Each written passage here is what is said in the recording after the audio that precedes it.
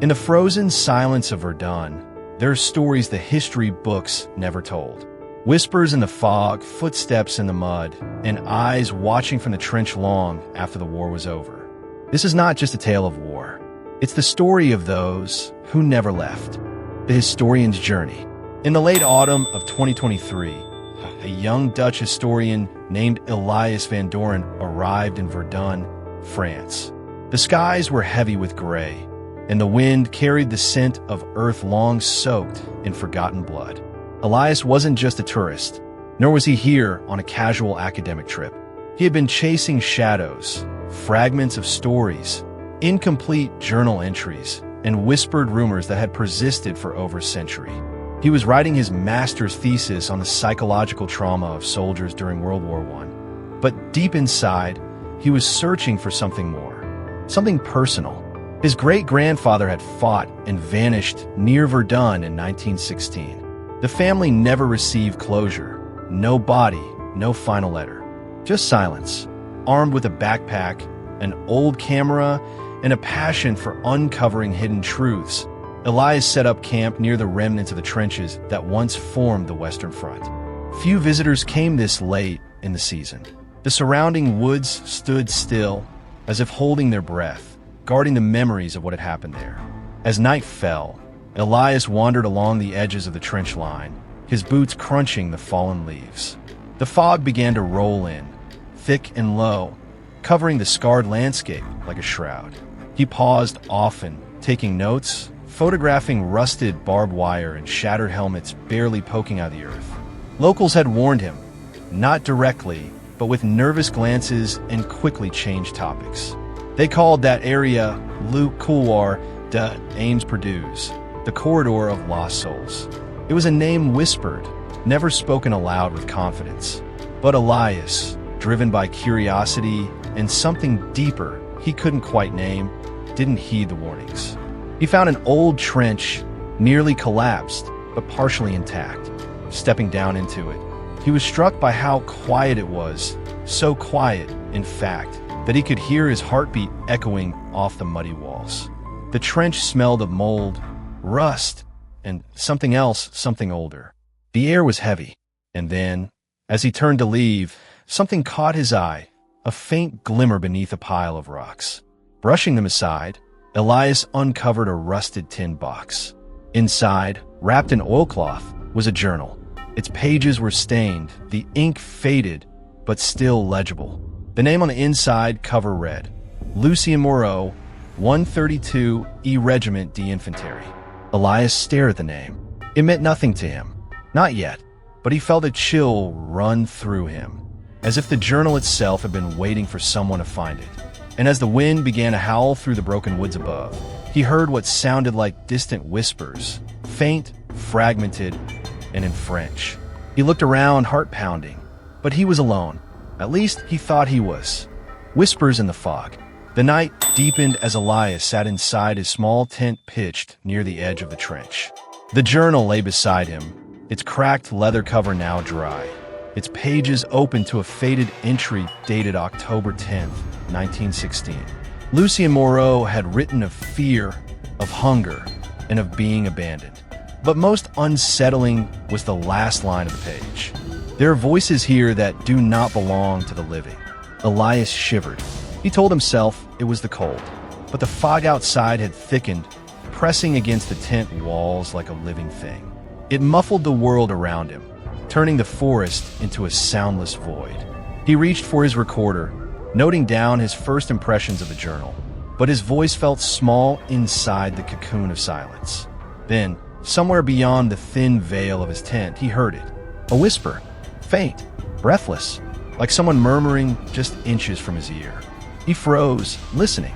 At first, it sounded like the wind, but then he heard again, clearer this time, spoken in broken German. Ich habe Hunger, I'm hungry. Elias unzipped the tent and stepped out into the night, heart pounding. The fog swirled around him like smoke, hiding the trees, distorting the landscape. He scanned the darkness, flashlight in hand, but it caught only fragments, twisted branches, glints of old metal, nothing human. And yet, the whispers grew louder. now in French. Willed, Willed, where's the help? His breath came faster. The words weren't angry. They were desperate, lost, repeating over and over, as if trapped in some endless loop. Suddenly, the fog parted for just a moment. In the beam of his flashlight, Elias saw it, a figure standing in the trench, dressed in a tattered French uniform, helmet tilted forward, rifle slung over one shoulder. The figure stood still, too still. "Hello," Elias called out, though his voice cracked. "Are you real?" The figure did not respond. It simply turned, slowly, and stepped back into the fog, vanishing without a sound. Elias rushed forward, but when he reached the spot, there were no footprints. No signs of anyone having been there at all. But the journal, it had moved. It now lay open on a different page, one Elias hadn't reached yet, and written across it, in smeared ink, were the words, "We are still here." His hands trembled as he closed the book. The silence had returned, heavier than before. Elias realized something that night. Not everything buried in Verdun had found peace. The bloodstained diary. By morning, the fog had lifted, but only slightly. A pale gray light seeped through the skeletal trees, revealing the broken remains of the trench in full. Elias hadn't slept. His mind kept replaying the whispers, the figure, and the message in the journal. "We are still here." He sat at the edge of the trench, wrapped in his coat, hands clutching the worn pages of Lucien's diary. There was a faint reddish stain on one of the corners. Mud, perhaps, but Elias suspected otherwise. Time had blurred the ink and warped the pages, but Lucien's words still burned through. October 12th, 1916. "We've run out of food, out of shells, out of time. They said reinforcements would come, but the sky has been empty for days. The Germans push closer. Every hour, the trench shrinks. We bury the dead beside the living now. No one speaks. Some pray, others curse. I write. It is the only thing keeping me sane." Elias flipped to the next page. October 13th. "It snowed last night. In October. That can't be right. I thought I saw my brother in the fog, standing over me. He died last year. Maybe I'm losing my mind. Maybe this place is cursed." The handwriting grew erratic. The lines were crooked. It was as if Lucien had been shaking as he wrote. And then, October 14th. "Private Giroux shot himself this morning. Couldn't take the screaming anymore. Not from a wounded, from the trench itself. He said the ground was whispering to him, calling him by name. They want us, he said. They want us to join them." I thought he was delirious, but now I'm not so sure. Elias felt a knot tighten in his chest. It was no longer just about research. He was reading a man's final descent into fear and madness, or worse, into something real that had never left this place. He turned one more page. October 15th. "If anyone finds this, tell them we didn't run. We didn't give up. We were forgotten, buried under lies and silence. We are not at rest. Not yet. Not while the world moves on without us." And there, beneath that entry, in fresh ink, darker than the rest, was a final line Elias was certain hadn't been there before. They never left. He dropped the journal. The wind had picked up, sweeping through the trench like a breath. Leaves rustled. Something creaked. Elias looked up, and for the briefest moment, at the far end of the trench, he saw another figure. This one sat slumped against the wall, rifle across his knees, head bowed low. But when Elias ran toward him, there was nothing. Only a helmet, cracked and rusted, resting gently on the dirt. Beside it, an empty shell casing. Elias picked up the helmet slowly, reverently. He wasn't just reading history anymore. He was standing inside it. The shadow without a shadow. That night, Elias couldn't bring himself to sleep. Every time he closed his eyes, he saw them. Faces in the fog, voices echoing from pages written long ago. The trench, once a place of death and abandonment, now pulsed with a strange vitality. Like it was watching. He made tea over a small burner, trying to shake the chill that never seemed to leave him since he'd read Lucien's final entry. But even the flames felt cold, as if heat meant nothing in this place anymore. Drawn by something he couldn't explain, Elias returned to the trench just before midnight. The moon hung low behind a veil of clouds, casting a pale silver over the field. The wind had died. The silence was so complete it hurt. He walked slowly, carefully. The trench walls rose beside him, uneven and overgrown, but still bearing the scars of violence. Bullet holes, bloodstains turned to rust, the ghostly shape of a handprint burned into the wood. Then he saw him, a figure sitting at the bend of the trench, just beyond a crumbling sandbag wall. He was still, hunched forward, elbows resting on his knees. A cigarette glowed faintly between two fingers. He wore a French uniform, just like the one Lucien described, worn and mud-caked, the fabric torn at the shoulder. Elias froze. Every instinct screamed at him to run, but something deeper, a strange, solemn respect, held him in place. "Hello," he said, voice barely a whisper. The man didn't move. Elias stepped closer, heart pounding. The closer he came, the more unnatural the scene felt. The cigarette still burned, but there was no smoke, no flicker of wind. And then he noticed it. There was no shadow, though the moonlight filtered weakly down into the trench, casting dim light across the ground. The figure cast no shadow at all. He was not fully there, not of this world. And yet there he sat. Elias knelt down slowly, his breath fogging in the cold. He didn't speak again. He simply watched. And then, finally, the figure turned. Not his whole body, just his head. A slow, aching motion. His face came into view. Pale, hollow-cheeked, eyes sunken with exhaustion. But those eyes, they saw Elias. There was no hate in them, no anger, only weariness. The deep, bone-crushing weariness of someone who has been waiting for far too long. The cigarette dropped from his fingers and vanished before it hit the dirt. The figure opened his mouth, but no words came. Just a soft sound, like a sigh that had waited 100 years to be heard. Then he was gone. Elias sat in the empty trench, alone again. But something had changed, not just in the air, but inside him. He realized that these weren't just ghosts of men. They were ghosts of stories, of truths buried in silence, forgotten by time. And they weren't haunting the living. They were waiting to be remembered. The call from the past. Back in his tent, Elias stared at the journal for hours. He had already read it cover to cover. At least he thought he had. But now, as he flipped through it again by the dim light of his lantern, he found pages he didn't remember seeing before. Pages that should have been ruined by time. But they were dry, crisp, almost new. And at the top of one of those pages, in clean cursive that glowed faintly in the lamplight, was a name, capital Lucien Moreau. Beneath it, a short message. This is not for history. This is for those who still hear us. Elias's fingers trembled as he read on. Lucien described a final patrol, a mission ordered by a commander who never returned. He and 12 other men were told to hold the trench until backup arrived. They waited for days.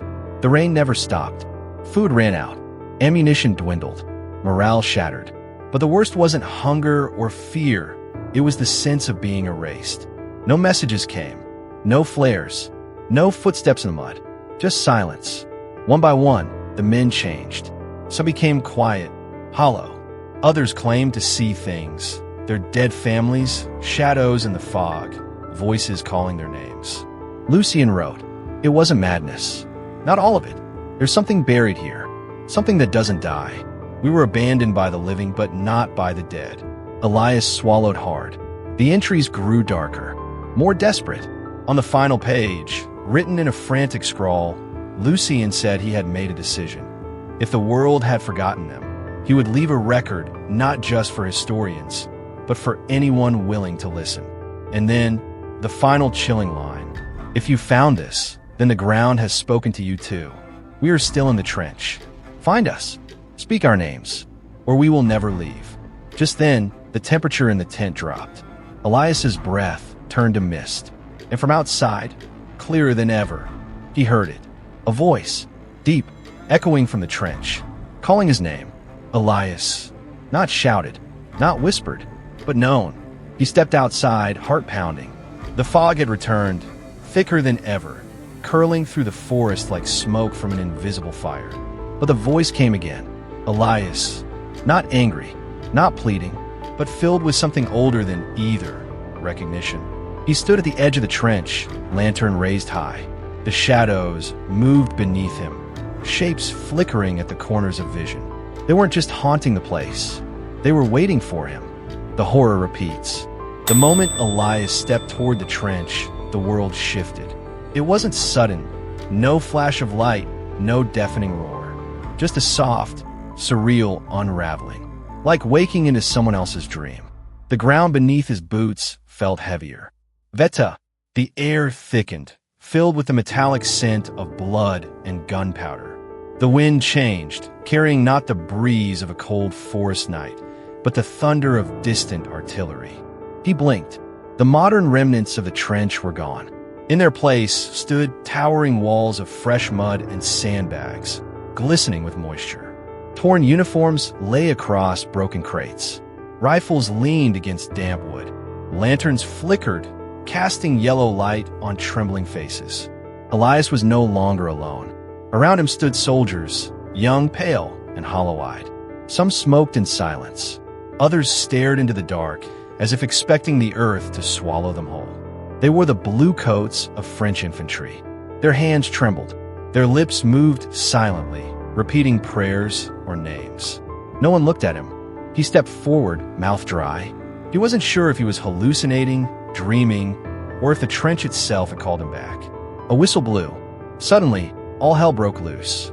An explosion cracked the sky open, sending dirt and body parts flying. Shouts erupted, some in French, some in German. Gunfire rattled from the ridge. Elias dove to the ground instinctively, heart slamming in his chest. He tried to scream, but his voice failed him. Smoke poured into the trench, choking the air. One soldier beside him was crying, his leg missing below the knee. Another crouched by a fallen comrade, rocking back and forth, whispering, "Stay awake. Just stay awake." Elias looked around frantically. He recognized this moment. From a diary. October 15th, 1916. The final night. Then he saw Lucien, standing at the far end of the trench, his uniform ripped, face smeared with mud and blood. He was shouting orders to ghosts, waving his arms, try to hold the line. Desperation clung to him like a second skin. Their eyes met.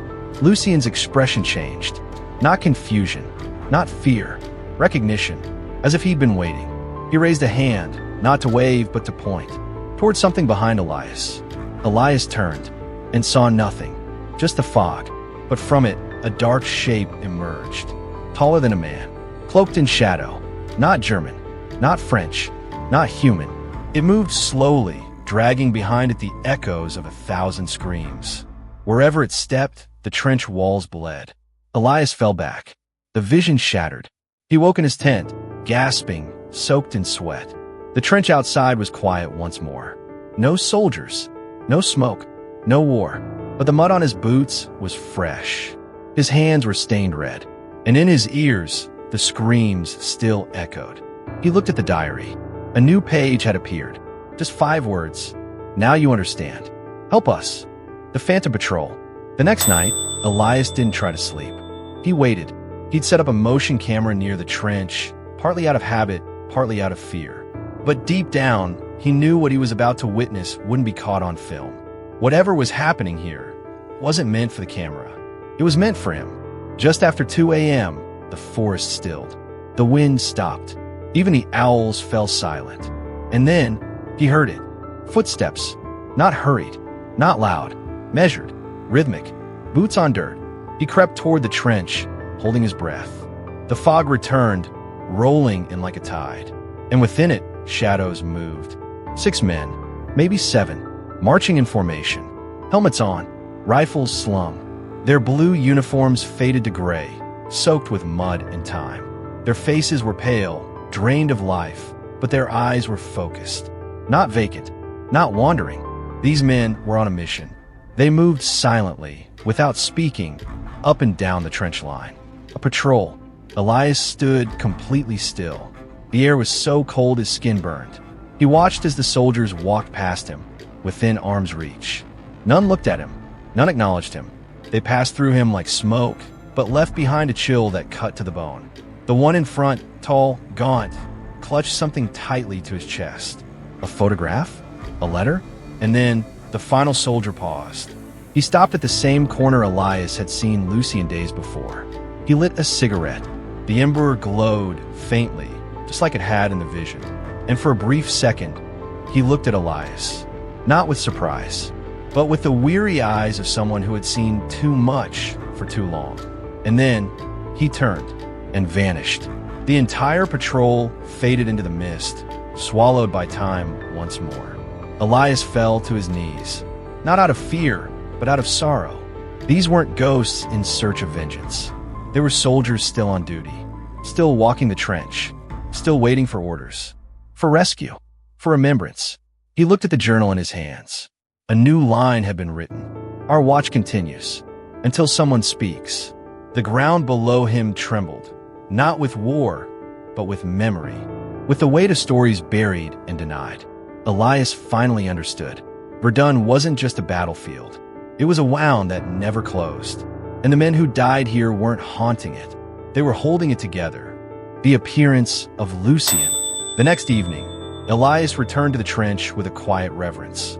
He no longer approached it as a site of study, but as sacred ground. He carried the journal in his hands, carefully wrapped in cloth. Notebooks and cameras remained behind. Tonight, it wasn't about evidence. It was about listening.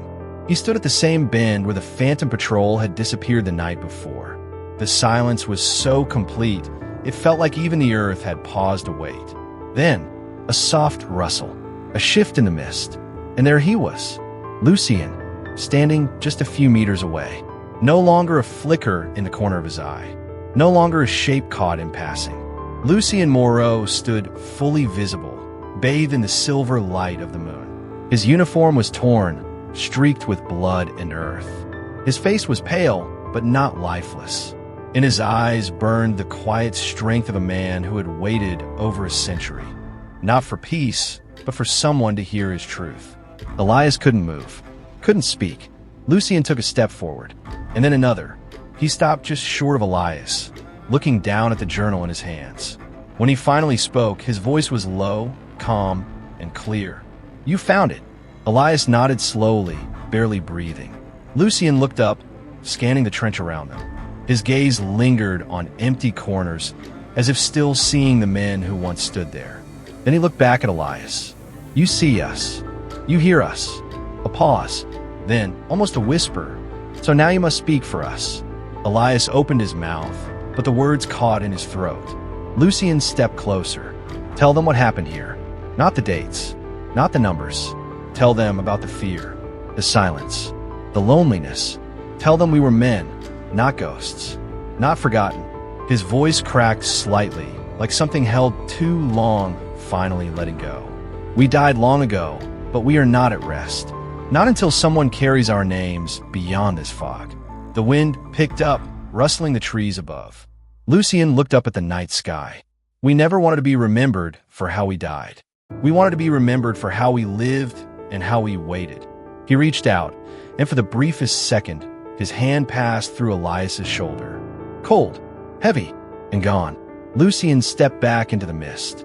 He turned, gave one final look over his shoulder, and said, This is your war now, Elias. A war against forgetting. Then he vanished, not in fear, but in peace. For the first time, the trench felt quiet.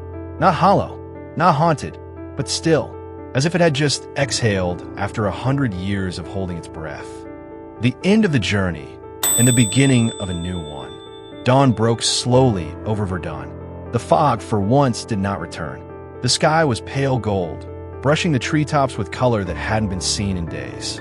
Birds returned to the air. The wind carried only silence, peaceful, unburdened. Elias stood beside the trench one last time, the journal cradled in his arms like something sacred. He didn't speak. There was nothing left to say. The night before had changed him. Lucien's words echoed inside him. Not like a haunting, but like a vow. This is your war now. It wasn't the war of bullets and blood. It was the war against forgetting, against silence, against history turning men into footnotes. He packed his things slowly, deliberately, not with the detachment of an academic, but with the care of someone saying goodbye to old friends. He paused before leaving and reached into his bag, pulling out a small wooden cross he'd brought with him, just in case. He placed it at the edge of the trench. No inscription, just a gesture. They would not be nameless anymore. As he walked away from the forest, Elias didn't look back. He didn't need to. The trench was no longer calling to him. It had finally let go. Weeks later, back in Amsterdam, Elias began work on a book. But it wasn't the thesis he'd planned. No, this was something else. He titled it They Never Left. Voices from the Forgotten Trenches. It wasn't just pages and facts. It was testimony. A bridge between two worlds. Between the living and the dead. Between those who remember and those who wait to be remembered. He spoke at universities, then at memorials, and eventually on screens. Footage of Verdun, old photographs, his voice telling Lucien's story, telling the world of the patrol that never ended, of a trench that refused to be silent. And everywhere the story was told, people listened. Some cried. Some returned to their own family records, searching for names they'd forgotten. Some even returned to Verdun to listen. Elias never explained fully what had happened in the trench. He never tried to convince anyone of ghosts. That wasn't the point. He had learned something deeper. Some wounds don't want revenge. They just want to be remembered. They never left. In the end, there were no statues raised for Lucien. No medals awarded to the men who vanished into the fog. No grand speeches carved their names into history's spotlight. But they were not forgotten. Not anymore. Somewhere, deep within the forests of Verdun, the trench still lies in silence. Earth slowly swallows its edges. Trees reclaim what war once took. But if you listen closely, just before dawn, when the world holds its breath, you might still hear them. Boots in the mud, breath in the cold, voices in the mist. Not angry, not vengeful, just waiting. Waiting to be remembered. Because the truth is simple. They never left. Some ghosts don't haunt to scare us. They remain to be remembered. If this story moved you, subscribe for more wartime stories, where history and the unseen collide. I'm glad you stayed. Until next time.